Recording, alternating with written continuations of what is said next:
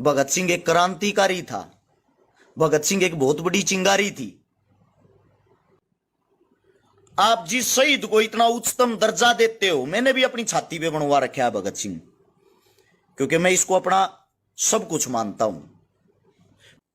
पहले तो सुनो भाई, भगत सिंह को आतंकवादी बताने वाले देश के भी और हमारे भी सीधम सीध दुश्मन हैं।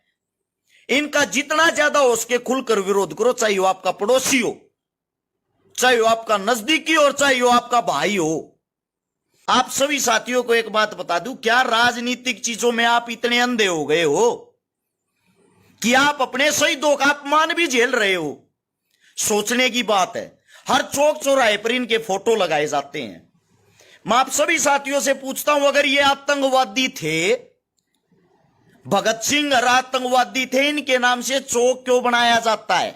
इनके नाम से पार्क क्यों बनाया जाता है? इनकी फोटो क्यों लगाई जाती है? मैंने तो आज तक ऐसा कोई भी देश नहीं देखा जिसके अंदर आतंकवादी को भगवान मानते या आतंकवादी को पूजते हैं।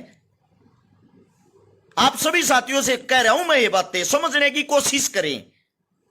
ये वो इंसान थे जिन्होंने हमारे को जीने का दोबारा से मौका दिया।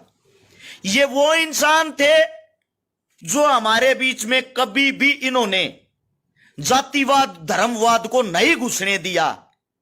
आज जब वो हमारे बीच नहीं रहे, आज उनके विचारों की जो लड़ाई अधूरी है, चंद साथी ऐसे हैं जो उस लड़ाई को आगे लेके चल रहे हैं।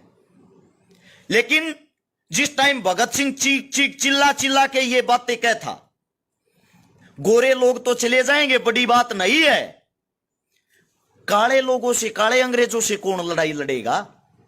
सत्ता परिवर्तन हो गया, कांग्रेस आ गई, भाजपा आ गई, अन्य दल आ गए, सब कुछ आए गए, मिलीजुली सरकार आ गई। जो गरीब आदमी था जब भी गरीब था, जो जातिवाद था तब भी सर पे चढ़ के नाच रहा था, जो क्रूरता थी वो जब भी गरीब आदमी पे होती थी। उन्होंने आतंकवादी क्यों बोला सरदार जी को, शहीद आजम को? सबसे पहले तो मैं आप जितने भी साथी उनको बता दूं, भगत सिंह ने अपने साथियों के साथ मिलकर जब सैंडर्स का वध किया, जब सैंडर्स को ठोक्या, तो वहां से जब मार कर निकल रहे थे भगत सिंह, चाचन सिंह नामक आदमी था जिसने भगत सिंह को पकड़ लिया था, क्योंकि वो अंग्रेजा का पिट्ठू था, अंग्रेजा का मुखबर था, अंग्रेजा के नीचे काम करया करता। नाम को ध्यान रखना, चाचन सिंह नामक, जो अंग्रेजा का मुखबर था, अंग्रेजा की खाया करता। उसने भगत सिंह को पकड़ के कहा, तूने कत्ल किया है सरेआम, तू अब सीख नहीं रहा, तुझे जाने नहीं दूंगा। भगत सिंह ने कहा, बाबा ये फिरंगी था, ये हमारे देश का दुश्मन था, हमें जाने दो, आप हमारे काम में क्यों बाधा डाल रहे हो? लेकिन वो भगत सिंह के इस मारे पकड़ के रख रहा था ताकि अंग्रेजी पुलिस वहां पर आ जाए और अंग्रेजी पुलिस वहां पे आके उनको रंगे हाथों गिरफ्तार कर ले। वो मुखबर था तो उसने अपना काम करना था, अंग्रेजों का मुखबर था तो अंग्रेजा का वो काम कर रहा था। भगत सिंह ने हाथ जोड़े, जब चाचन सिंह नहीं माना ना, तो भगत सिंह ने उसका भी काम कर दिया, क्योंकि मुखबर मुखबर हो यार है।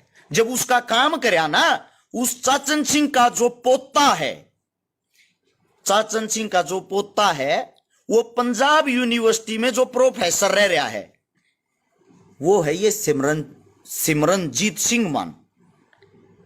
ये हमेशा भगत सिंह के बारे में वाहियातपने की पोस्टें डालते हैं, शहीद के बारे में वाहियातपने की खबरें फैलाते हैं, अफवाहें फैलाते हैं। क्या आप लोगों को जरा भी दुख नहीं हुआ भाई? मेरे सवाल जवाब उन सब इंसानों से हैं, जितने जो साथी है ना, उन सब से मेरे सवाल जवाब हैं। शहीद भगत सिंह के नाम पर जो हजारों संगठन बने हुए हैं, गाड़ियों पर, बाइकों पर जो फोटो लगवाए घूम रहे हैं, शहीद आजम की जो टी शर्ट पहन के घूमते हैं, यार हद, आप जिसको भगवान मानते हो, आप जिस शहीद को इतना उच्चतम दर्जा देते हो, मैंने भी अपनी छाती पे बनवा रखा है भगत सिंह, क्योंकि मैं इसको अपना सब कुछ मानता हूं। मैं आप सभी साथियों से एक बात पूछना चाहता हूं भाई, जो मेरे साथी हैं, एक वाहिया 2 कौड़ी का आदमी हमारे शहीद आजम को आतंकवादी बोल के चला जाता है, आपने उसको क्या जवाब दिया? क्या खाली टी शर्ट पे छपवाना, घर में फोटो रखना, यही एक शहीद का मान सम्मान है। बाहर उसको बेशक भिगो भिगो जूते मारते रहो, आप लोगों को कोई लेना देना नहीं। ये सवाल मेरा सबसे, मैं बोलूंगा तो फिर कहेंगे हर्ष छिकारा हर बात में बोलता है। हम नहीं बोलेंगे तो कौन बोलेगा भाई? हम देश के युवा हैं, हमारा हक बनता है हमारे शहीदों को, चाहे वो देश का जवान हो, चाहे वो देश का किसान हो, चाहे वो देश की किसी भी लड़ाई में शामिल हो, चाहे देश की किसी भी लड़ाई में उसका बलिदान हुआ हो, जो हमारे लिए अपनी कुर्बानी दे गया, उस कुर्बानी से बड़ा कुछ नहीं है।